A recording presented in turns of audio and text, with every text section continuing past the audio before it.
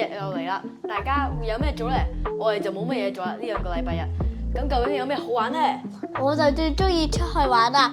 咁就啱啦！智人香港至善同行嘉年華又嚟啦！咁就喺3月23號上午10點至下晝4點。咁究竟有咩玩嘅咧？嗰度好似有得玩運動，有得跳繩，有得打冰壺，有得踢波咁㗎。